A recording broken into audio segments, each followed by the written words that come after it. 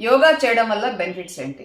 యోగా చేయడం వల్ల stress, anxiety, depression, tension ఇవన్నీ తగ్గుతాయి. మజిల్ స్ట్రెంథనింగ్ అవుతుంది, మజిల్కి మసాజ్ అవుతుంది, మజిల్కి స్టామినా పెరుగుతుంది, నర్వ్స్ స్ట్రెంథనింగ్ అవుతాయి, బ్లడ్ సర్క్యులేషన్ ప్రమోట్ అవుతుంది, టోటల్ బాడీ స్టిమ్యులేట్ అవుతుంది, బాడీ, మజిల్, ఆర్గాన్, సెల్. తర్వాత పీస్ఫుల్ లైఫ్. ఎప్పుడు ఎలాంటి సిచ్యువేషన్ అయినా చాలా పీస్ఫుల్గా ఉంటారు. పీస్ఫుల్ లివింగ్ని వాళ్ళు అచీవ్ చేస్తారు.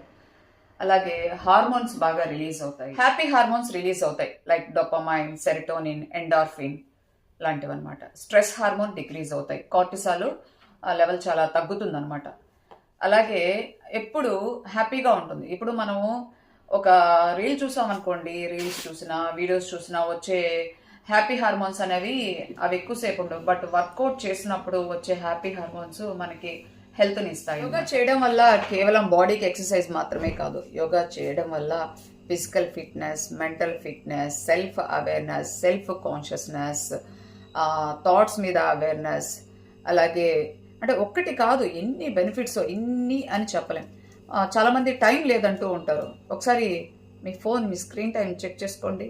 మీరు యూట్యూబ్ చూడట్లేదా, ఇన్స్టా చూడట్లేదా, ఫేస్బుక్ చూడట్లేదా, అలాగే మీరు కాల్స్ మాట్లాడట్లేదా, గంటలు అంటే అవన్నీ చేస్తారు. బట్ వర్కౌట్ చేయడానికి మాత్రం టైం లేదంటారు. మీరు బిజినెస్ చేయట్లేదా, మీరు వర్క్ చేయట్లేదా, వాటన్నిటికీ టైం ఉంది. మీకోసం మీకు టైం స్పెండ్ చేయడానికి లేదంటారేంటి? ప్లాన్ చేసుకోండి. సీఎంకైనా, పిఎంకైనా, సామాన్యుడికైనా 24 గంటలే. దాన్ని మనం ఎలా ప్లాన్ చేసుకున్నామో, ఎలా మన ఆరోగ్యం కోసం మనం టైంని స్పెండ్ చేసామనేదే ఇంపార్టెంట్.